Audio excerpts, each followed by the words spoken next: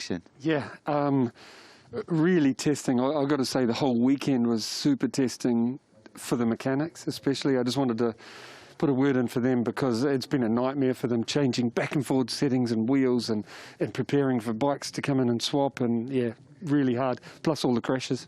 In an extraordinary day here in Le Mans, where the race looked like it was going to be bone dry at one point. The sun came out. We started with slick tyres with Fabio Quartararo in pole position. Ultimately here today, though, it's Jack Miller victorious again. Unbelievable, isn't it? Having waited all that time for race victories, he wins here today. But there's so many tales to this story here today, of course, with the rain then affecting the race, but riders coming in, Jack taking a two long lap penalties as well for speeding in pit lane. I mean, where do we even begin to try and analyse what's just happened out there? I think the most important thing I'd say is Jack was fast in the dry. He was, leading, fighting for the lead, and he was fast in the wet. So nobody can take away from, you know what I'm saying. Often you can say a wet race or someone different won, but he was fast in both. It was. He's joined on the podium here today. If you haven't tuned into the race yet, it's well worth a look. He was joined by Joan Zarco and Fabio Quartararo, the two Frenchmen. There's so much more to it than that when you dig a little deeper. When they went in for the wet tyres, they had to come in first of all, Simon. I mean, it was absolutely chucking down. There was no option. Terrifying, to be out there on slicks in those conditions. I was just going, oh no, somebody's... could have been a lot worse. And then they all headed in, swapped bikes, and it was quite interesting, the different choices of tyres, because that came into it. Like Jack having that softer rear with the medium front obviously was a faster get-go, get started than Zarco, which came back at the end. It was a very similar choice in the end, but only because conditions changed. Fabio having the reverse as Jack, soft front, medium rear. Really, really odd day. In the early stages, in the dry part of the race, it was Jack that managed to get the early advantage. He was joined by Fabio. Maverick Vinales also initially got off to a good start. But just as you called from pit lane, Simon, that it was starting to spit, Marc Marquez started to show some old colours again and started floating his way forward. Actually, a few of us have been talking about it the night before.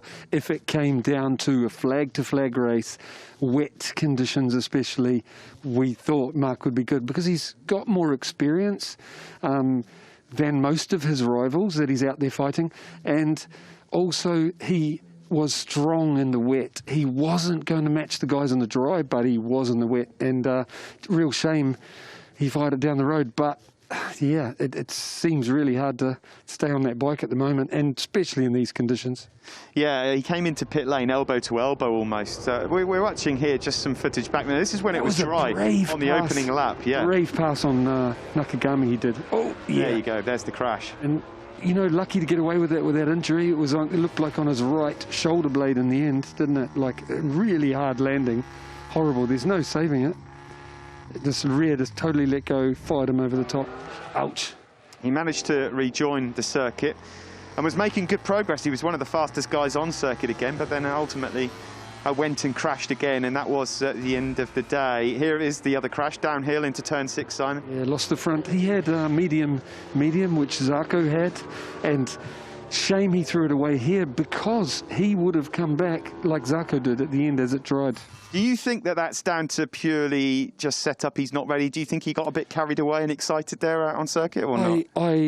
I don't think so. I don't think carried away. He obviously doesn't have the feel of the bike, because that's what it comes down to. As rider confidence comes from feel, and he's not got that feel, confidence in his bike at the moment for whatever reason, and I think that's what it is more than anything.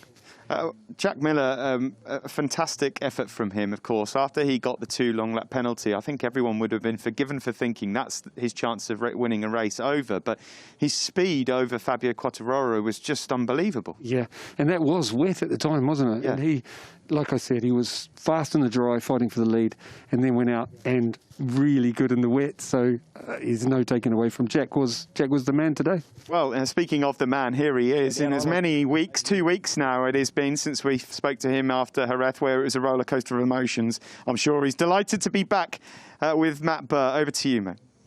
Yeah, thanks a lot, Steve. Jack, you kept us waiting, I think, over 1,700 days between your win in Assen 2016 and your first win for Ducati in Jerez a couple of weeks ago. Now here we are in 2 weeks, back-to-back wins in what was a crazy race, Jack.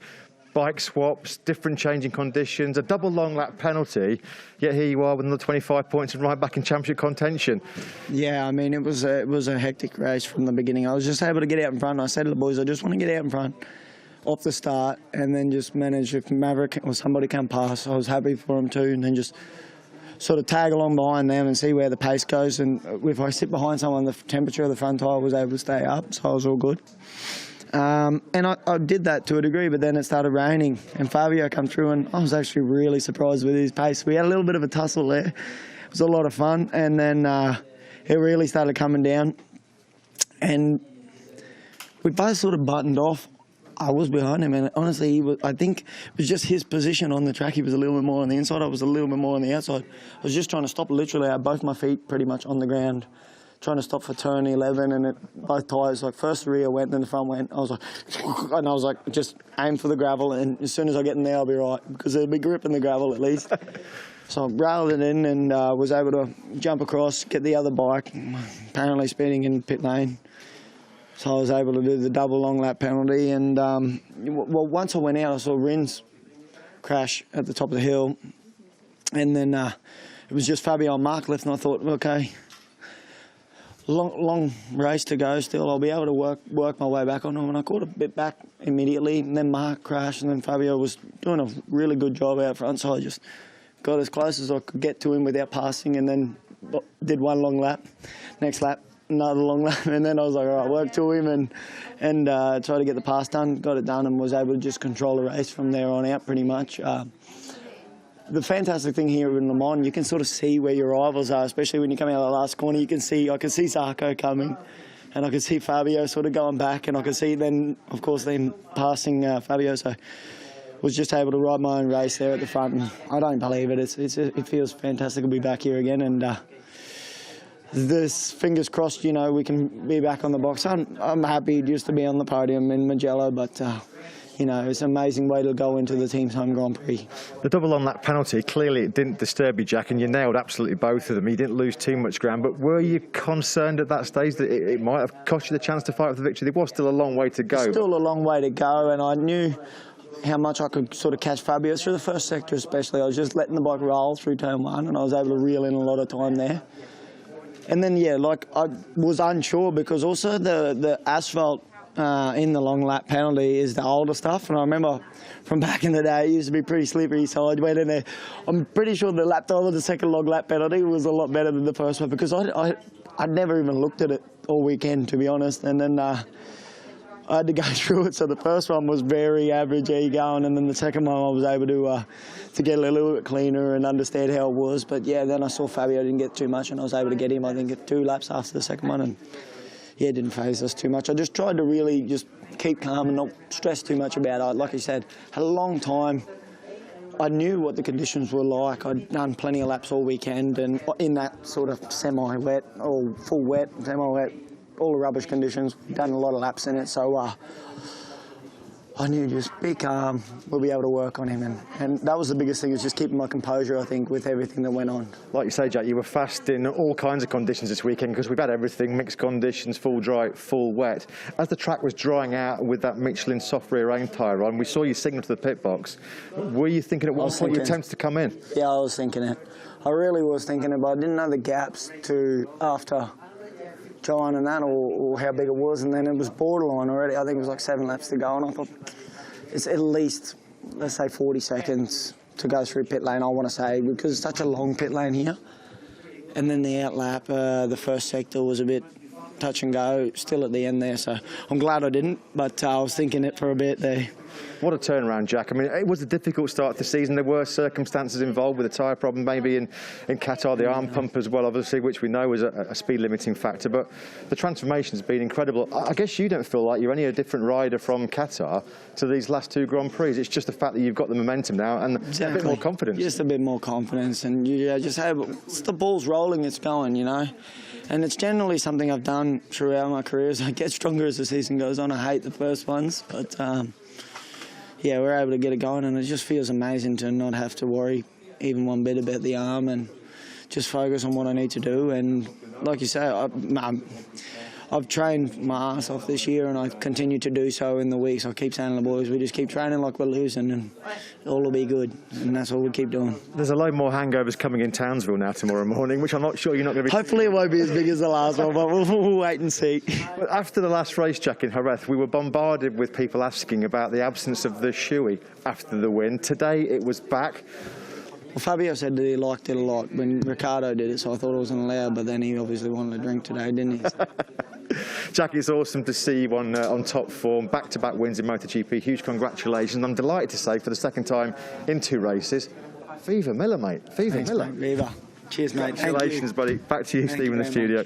Yeah, Viva Miller indeed. An excellent victory. Always great to hear from Jack Miller. Simon, we know that Jack Miller's got a never say die attitude out on circuit. We know he's one of the bravest out there, supremely talented, but the key word that he mentioned himself there is keeping composure in a race like that, because a Jack of old would have probably got carried away or a bit overexcited at a couple of points. This is the moment he speeded in pit lane. He said he didn't realise. He will when he watches it back. Yep. But it's so difficult in conditions like this to keep your composure, and that's what he did. I was mentioning to you last night, Steve, how in the wet, it's a completely different race than in the dry. You know, in the wet, if someone comes past you, or, sorry, if in the dry, if somebody's there, you're kind of fighting with them, you know. In the wet, you have to ride your own race. And that's what he meant by we'll work on them, you know, because you've got to just feel what your bike and tyres are doing. You don't worry about them, just do what you're doing and they come back towards you. As soon as you try and fight with someone, that's when you end up going down, you know, because you're not thinking about what your tyres feel like out there in those slippery conditions. But yeah, Jack, I mean, he's getting experience now. He's been around a while, so, and he's starting to show it. And what do you think this now means? It's clearly, from getting that win and the confidence he's carried through to this round, it's looking like Jack now has thrown himself straight back into championship contention. Yes, and Mugello, I know he is not, he'll be happy with the podium, but you're going to a track that is Ducati strong, and this is brilliant to come away from the last 2 going into another strong Ducati track. He's got a really good chance.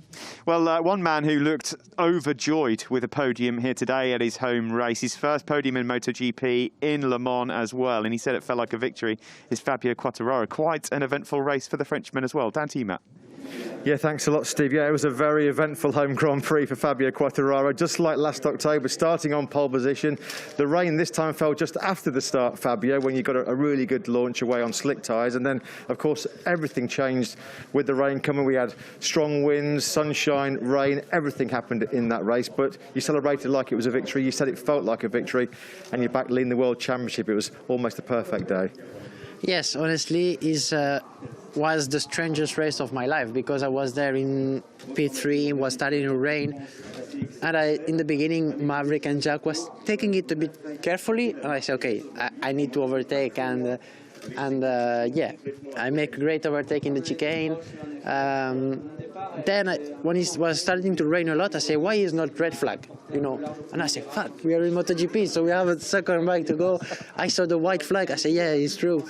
And then in turn 9, I nearly lose the rear in turn 9, because was massive difference. So I came really carefully. I think the guys catch me a lot in this.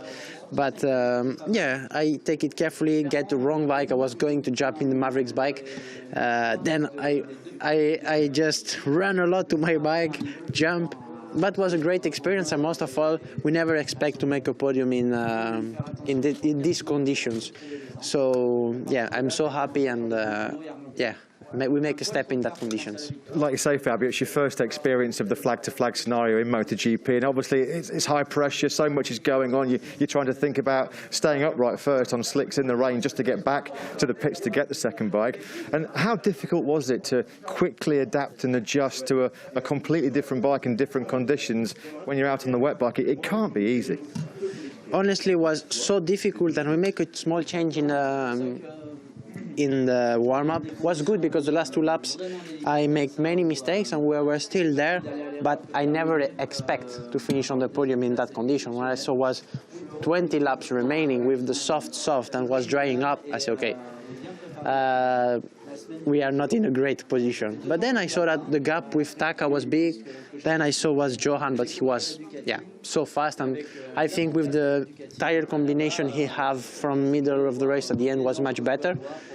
And then was Alex Marquez, Bagnaia, but at the end I pushed a lot because Bagnaia was coming so fast. I think he made the fastest lap of the race, and I hold my first podium on the wet.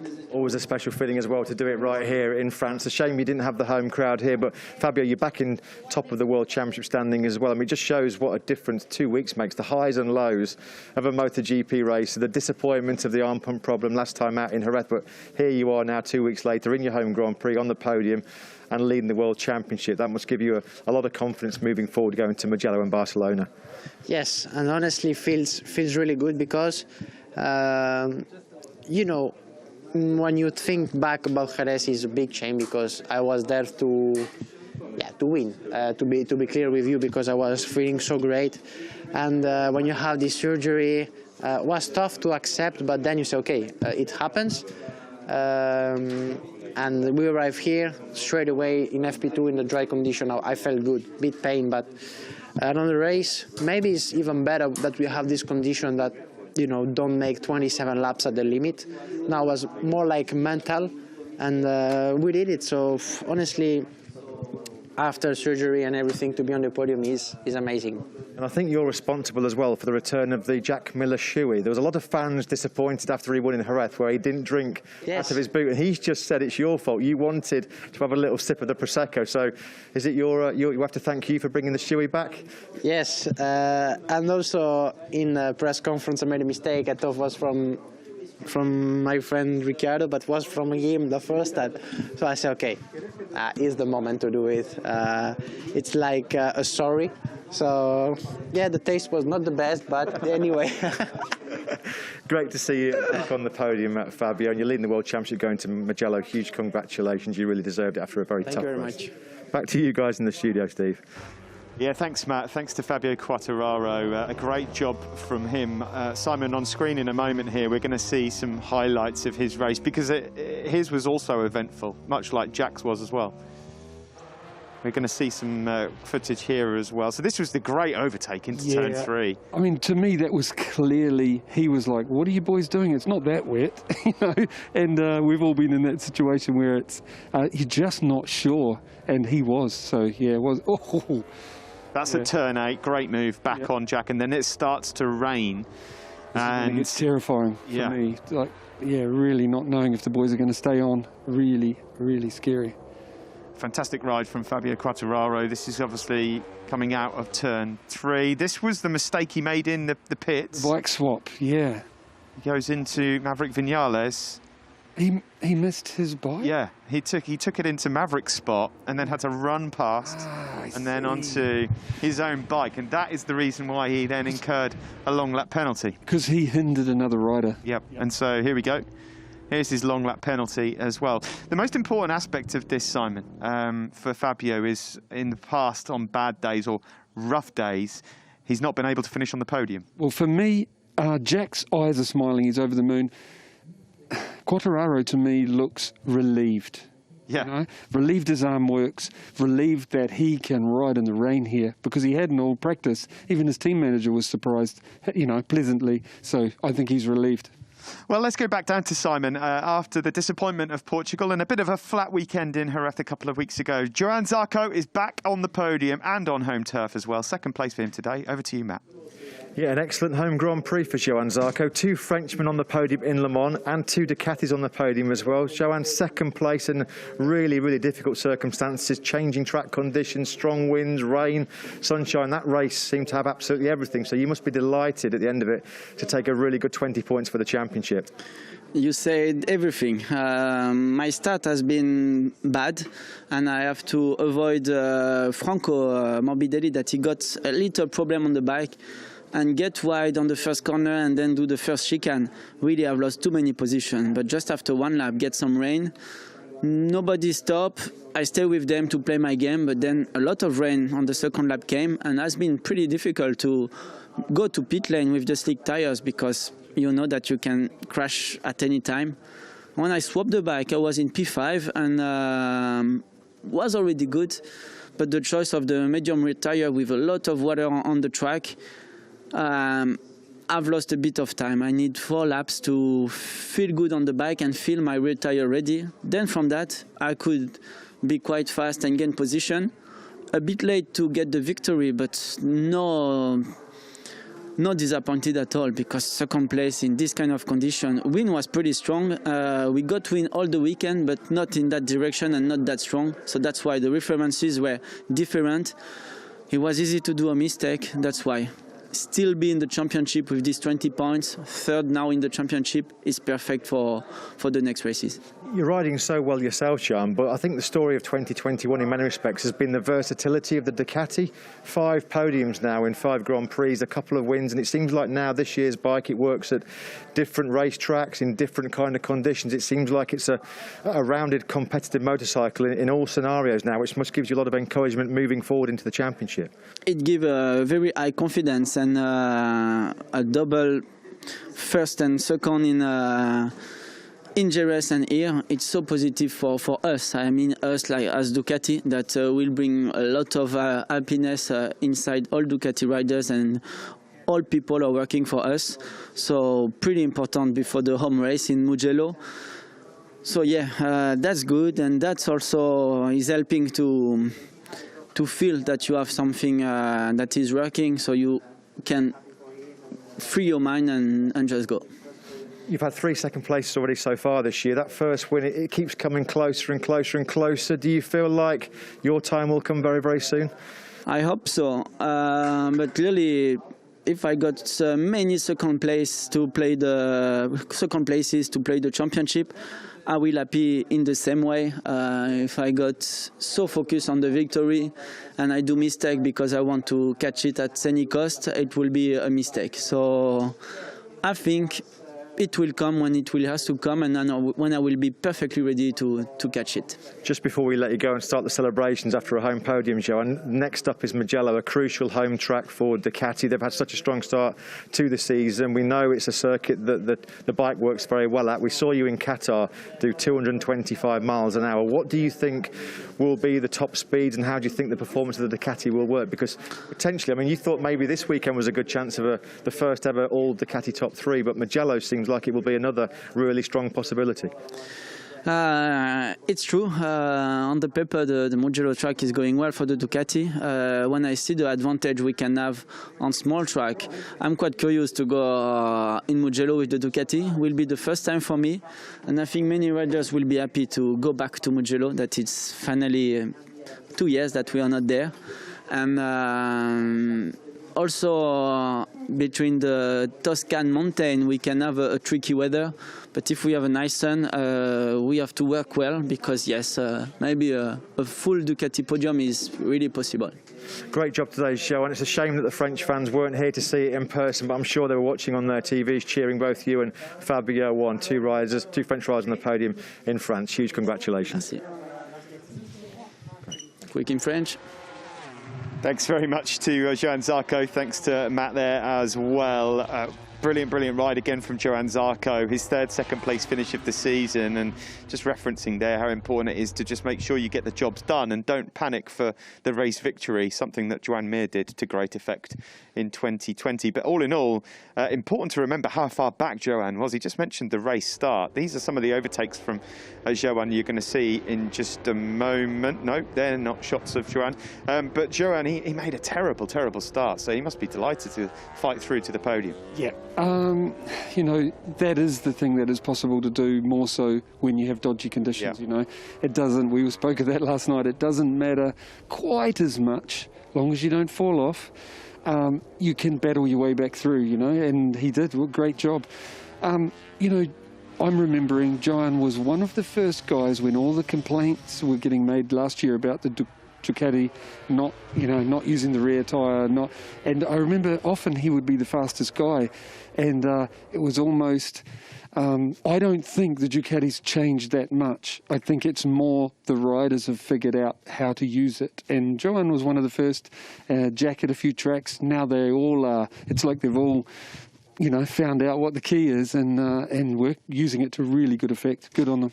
We're running out of time. The LCR boys had a good ride out today, both of their riders inside the top 10. Suzuki had a disastrous day. We'll try and pick the bones out of that when we go to Mugello in a couple of weeks' time. But we have got to talk about Tech 3. They had a fantastic effort, both Petrucci and Lecuona. Great job. Yep, I'm super happy you brought that up because both of those guys needed a boost and they got one today. It was really good.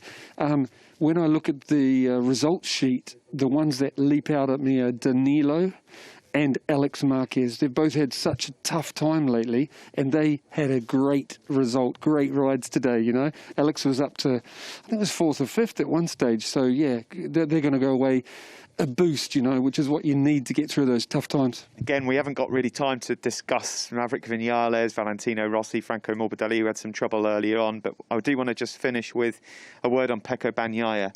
From 16th on the grid, sort of slowly, without us sort of seeing, going under the radar and picking riders off. Matt said it in the commentary box. That's sort of the sort of points that are required for a World Championship. 4th place, that is an excellent result. That is, I agree with Matt, is whenever I look at Pecco this year, it's a long year. We've only a short time into it, not many races, but he's starting to feel like the Joan Mir of last year, isn't he? He always finishes it, touch wood. And he's fast at some super. There's another win on the way for him. Well, the wait is over for a flag-to-flag race for the first time since Brno's 2017. We've seen one today. It's back-to-back wins for Jack Miller, and it's now 16 points between 4 riders. Lovely as we head into Italy. Simon, thanks as ever for your help this weekend, to Matt Burt as well, and from myself, Steve Day. We'll see you in the Tuscan Hills in Italy, Mugello, next time up. See you there.